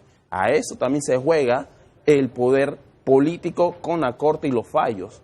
Y lo más importante que tenemos que saber que la sociedad panameña en general no conoce la constitución política panameña.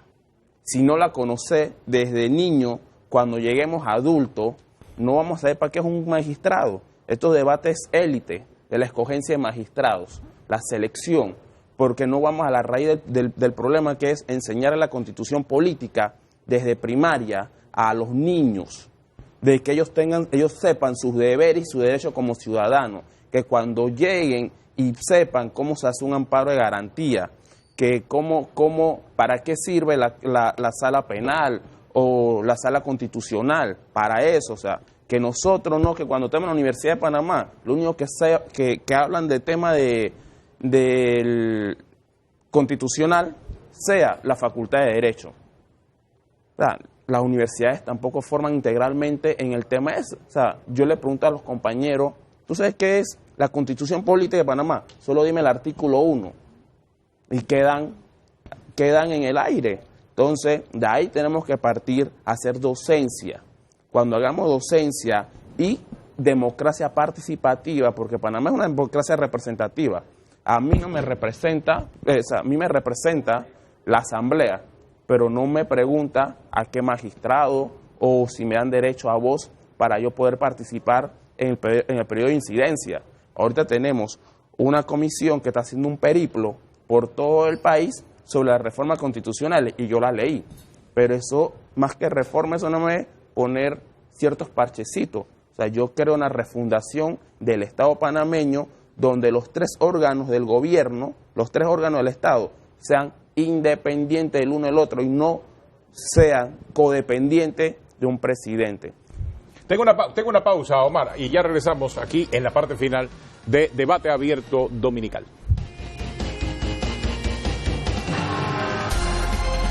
Continuamos ya en la parte final de Debate Abierto Dominical. La discusión de hoy ha girado en torno a la escogencia de los nuevos magistrados a la Corte Suprema de Justicia y hay lecciones de cada uno de nuestros invitados esta mañana. Pero hay un fondo, Danilo, y es que, por lo que veo, yo creo que seguimos enredados en lo mismo de que se trata de una decisión objetiva, tal como lo establece la Constitución, las leyes, incluyendo la Comisión de Estado por la Justicia. Ahí hay una decisión totalmente objetiva con lo que se le pregunta, con lo que se contesta y lo que puede objetivamente investigarse sobre el individuo. Pero hay una parte subjetiva de valores, de principios que yo no la veo representada por ningún lado. No sé, tú dices, incluso tú vas más allá y hablas acerca de la parte política de la decisión, porque hay que incluirla, pero inclusive la parte política no está representada en esa parte objetiva. La parte política es subjetiva. Por supuesto que no. Sí. Por más objetivos que seamos, la objetividad no te garantiza que elimina la subjetividad. La subjetividad es una propiedad del ser humano. La diferencia de un Estado con el otro es que desde el punto de vista de la objetividad, cualquiera que se sitúe en las mismas condiciones puede comprobar lo que se está dando. En la parte subjetiva, eso no puede ocurrir. No necesariamente se puede comprobar aquello que esté ocurriendo, aunque esté ocurriendo algo realmente. Pero el punto radica aquí en que estamos frente a un reto. Estamos en un punto de inflexión. O sea, hay un arrastre de deterioro demostrado fehacientemente de la justicia. y el deterioro ha sido tal que ha permeado a toda la cadena de administración de justicia. Tal vez a los panameños este tema les resulte árido y desconocido porque al fin y al cabo el grueso de los panameños no va más allá de una corregiduría hoy día llamado Casa de Justicia de Paz. Y ahí es donde la mayoría de los panameños debatimos nuestras diferencias. Pero incluso a esa escala hay una terrible crisis, terrible, porque son casas desoladas, son casas desprovistas de los más elementales recursos. Un juez de paz es un individuo prácticamente quijotesco. Está él, su Rocinante y su lanza. Ni Sancho aparece allí. Entonces, estas decisiones, bueno, ¿cuánto vamos a apuntalar la justicia de paz? ¿Cuánto vamos a apuntalar el fortalecimiento de la justicia que se ejerce por vía de los municipios, de las alcaldías? ¿Cuánto vamos a apuntalar la justicia ya a escala de jueces y magistrados? Esa es una decisión política, ciertamente, pero también es una decisión económica, también es una decisión moral, que es la parte que tú planteas. Y cuando digo que es una decisión moral, es que nosotros no podemos hacer de nuestra principal cultura, que es nuestra gran cédula de identidad, no podemos hacer que se siga apropiándose del ejercicio de la justicia. ¿Y cuál es nuestra cultura como panameños? Cualquier extraterrestre que venga a Panamá y quisiera decir, bueno, ¿cómo se caracteriza panameño? ¿Qué de diferente tiene el panameño con un tico, un colombiano, un argentino? Bueno, nosotros tenemos nuestra propia cultura, se llama Juega Vivo. Y eso permea a los diferentes órganos del Estado. Supuesto, así está. Por supuesto. Sí. Y esa no puede seguir siendo nuestra carta de presentación. Ese borde permanente entre lo legal y lo ilegal. Esa forma de estar siempre en la frontera entre una u otra cosa. El jugar vivo. Si el presidente quiere mandar una señal de adesentamiento clara, contundente, precisa, tiene que alejarse de la cultura panameña, de esa esencia que nos define, de jugadores de lo vivo. Tenemos que irnos allí, rebajar las discrecionalidades, ser explícito, ser contundente, ponerle luz a la opacidad. Eso tiene un código, eso tiene un formato. Eso se dice desde el escenario comunicacional, tú que eres experto en el tema, hasta el escenario técnico, desde el punto de vista jurídico. Eso tiene un folclore. Y eso la gente lo decodifica rápido. Porque cuando la gente está conversando y ve que tú le quieres decir algo raro, ¿qué te dice el tipo o la persona que se siente afectada? Ah, ¿tú me quieres jugar vivo? Eso es lo que panameño contesta en el día a día. Y el gobierno tiene que entender que esos son los códigos que tiene que mandar.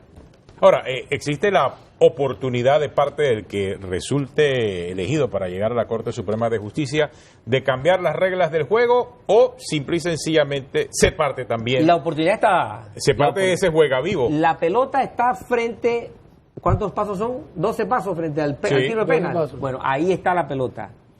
La puede patear y tirarla a las gradas o puede hacer meter el gol. Eso por parte del presidente de la República. Para que la apañe el portero diputado. Eso por parte del presidente de la República. Pero desde que el que resulte elegido también tiene esa oportunidad o de cambiar las cosas o seguir viviendo. Pero la oportunidad ya llegó. La oportunidad llegó y la estamos viendo muy clara, licenciado. Así es. Mire, yo lo que quiero hacer como conclusión es lo siguiente.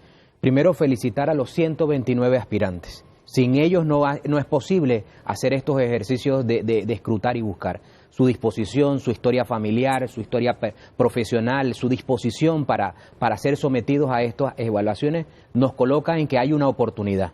En segundo lugar, hay una tarea en doble vía. Primero, quienes están ocupando el cargo actualmente tienen una responsabilidad. Yo creo que el Pleno de la Corte Suprema de Justicia tiene que tener un mayor acercamiento con la sociedad, sacudirse las críticas que sean posibles, transmitir mayor cercanía a la población. Los nuevos actores, entendiendo que ellos van a formar parte de un organismo colegiado, sus propias iniciativas personales, su capacidad de mantenerse conectados con la opinión pública será importante, pero también la disposición de llegar con un mensaje colectivo, porque son 3 magistrados nuevos en cargos principales y 6 suplentes. Eso nos hace también trasladar al presidente de la República que cuando él vaya a hacer esas nominaciones tiene que garantizar una conexión entre su legado y el perfil de los individuos que ha seleccionado, entendiendo que quienes llegan tienen que llegar para revolucionar la Corte Suprema de Justicia, para transformarla y reinsertarla a la sociedad, entendiendo que esas tareas nos permitirían salir de estos debates y estos estancamientos en el que estamos, siendo entonces un momento oportuno para que el futuro de la justicia adquiera mayor conexión, que es lo que hoy día no se tiene. Omar Concepción, su conclusión entonces. No, que las escogencias que se van a hacer por parte del presidente y que tienen que ser ratificadas por la Asamblea sean en beneficio del Estado panameño y que sean personas que tengan solvencia moral, méritos académicos y que tengan la capacidad de tomar decisiones propias, sin presiones. Claro, ¿no? Los magistrados de la Corte Suprema de Justicia siempre van a tener presiones políticas, económicas, de todos los sectores, pero tienen que jugar basado en derecho. Que eso es lo que nosotros como sociedad, como jóvenes, aspiramos que nos deje un Estado que podamos convivir, porque el Estado panameño está colapsando y no le veo una salida si no se resuelven los temas por el lado que es el ente mediador entre el órgano ejecutivo y el legislativo, que el que tiene que ser el mediador es el órgano judicial. José Luis Paliza, también como representante de la juventud en esta mesa y como Bueno, estudiante de Derecho. a mí no me gusta decir representante de la juventud porque yo no represento a toda la juventud, yo voy a decir mi opinión. Pero sí, a modo de conclusión, yo creo que tenemos una justicia que ha estado navegando como sin rumbo, a pesar de que, como ya se mencionó aquí, coyunturalmente había una meta, o hay una meta trazada y consensuada en el Pacto de Estado por la Justicia, que no se ha seguido por falta de voluntad, pero yo voy a insistir y voy a poner la responsabilidad en quien yo creo que ahora la tiene, que es el presidente y la Asamblea, y que entiendan el rol histórico, ambos órganos, que les va a tocar jugar por cambiar el rumbo y darle un giro de timón completo a lo que ha venido siendo la justicia antes de que los episodios que hemos estado viendo en protestas, en España, en esta misma mesa, hemos visto algunas cosas que en cualquier país del mundo no tiene ningún sentido. Entonces yo pienso que es la oportunidad que por factores externos, o la falta de nombramiento, o la destitución de un magistrado, tiene una oportunidad de oro para enrumbar el camino de la justicia hacia una administración de justicia, ahora de redundancia, que responda a la aspiración de la ciudadanía, porque al final eso es lo que, como es político, al final eso es lo que tiene que hacer, responder a la aspiración de una ciudadanía, de una sociedad civil, que al final lo que busca, yo pienso que, resumidas cuentas, es igualdad ante la ley, que no sea diferente, que no importa quién sea el denunciado, quién sea el juzgado, que lo que dicte el magistrado en su fallo sea exactamente lo que dice la ley, en derecho, sin importar el apellido de la persona. Y al final que cada persona entienda que la justicia, sin importar quién tú seas, es igual para todos. Ahora, pero en el caso suyo particular, yo siempre lo reconozco, usted se abrió camino dentro de la Asamblea de Diputados a través de su aplicación Ciudadano Tu Empleado, Diputado Tu Empleado. No lo dejaban entrar, pero usted de todas formas vio la forma de poder llegar a la Asamblea, ubicar su espacio y poder contarle a la ciudadanía lo que ahí está pasando. Algo similar no hay que hacer en la Corte. Mira, yo pienso que porque se trata de fiscalización ciudadana lo que usted está haciendo en la Asamblea. Sí, lo que están haciendo este grupo de jóvenes, que no, o sea, no es una persona, es un grupo de jóvenes. Hay inclusive proyectos que se están llevando del mismo proyecto macro, Abriendo Datos Panamá, en el órgano judicial. Y yo pienso, no me acuerdo cuál fue que lo mencionó, que a veces se entiende como que el órgano judicial no es un órgano, sino como una institución. Yo pienso que la ciudadanía también, con las características y con el respeto que se merece, también interesarse un poco en por ejemplo, en la Facultad de Derecho. Pocos son los que dicen, yo quiero estar en una firma, yo quiero ser empresario, quiero trabajar en una multinacional, quiero ser político, quiero ser presidente, pero muy poco tú escuchas el yo aspiro a ser magistrado. Entonces eso tiene que ver un poco con el amor a la institución, Formación. que algunos mecanismos no te permiten. Porque hasta la policía, lo mencionó, pasa que tú escalas, tienes un trabajo y de algún modo llegas. En el órgano judicial, lamentablemente, hoy se ve que no es así. Entonces yo pienso, insistir, es un tema de la institucionalidad entera, de darle al órgano judicial el lugar que se merece. Pero no solamente porque es el órgano judicial hay que respetarlo, que es así. Pero como lo mencionaron también, hay que darse a respetar. Con las decisiones, con las actuaciones, y no es lanzando comunicados de ningún órgano. O sea, al final la actuación y la historia de la justicia de este quinquenio se va a ver el presidente con su nombramiento, no con lo que pueda decir o lo que diga en una conferencia de prensa. Los diputados con cómo voten a los ratificados, no con lo que pueda salir diciendo en un periodo de incidencia, y los jueces con sus fallos, no con lo que digan en un medio de comunicación o lo que pongan en un comunicado del órgano judicial, es con el nombramiento, con la ratificación y con los fallos que se pueden conocer los hechos, más que las palabras, que es lo que al final le puede devolver la confianza a la ciudadanía. Ahora, el camino y el filtro para poder llegar a ser magistrado de la Corte, por lo menos hasta a este momento, no estoy hablando de lo que se va a escoger, es que hay que ser amigo del presidente. O sea, tú eres amigo de un presidente, eres abogado, eres amigo de un presidente y tienes tu idoneidad de la Corte, tienes grandes probabilidades de ser. Es más, normalmente cuando hay abogados buscando en un cambio de gobierno, buscando idoneidad en la Corte, significa que hay algo. Puede ser que te vayan a considerar. ¿Sí o no, señor Orobio? Así ha funcionado hasta ahora. Así es. Eso es real. Claro. Y por eso yo inicié mi intervención hablando sobre la importancia de la hoja de vida, de la trayectoria, más que de la fama, ¿no? Porque hay muchos funcionarios que están muy bien preparados, administrando justicia de forma correcta, pues nadie los conoce. Nadie los conoce. Mira, yo quiero decirte, mira, para nosotros llegar a donde estamos, hemos tenido que tomar mucha sopa, haber comido bastante para llegar a donde estamos, ¿no? Yo creo que lo que menos han comido han sido los dos jóvenes que están aquí, han comido menos. Y dependiendo de esa comida o de esa sopa, estamos bien o tenemos diarrea. La verdad es que esa es un buen ejemplo.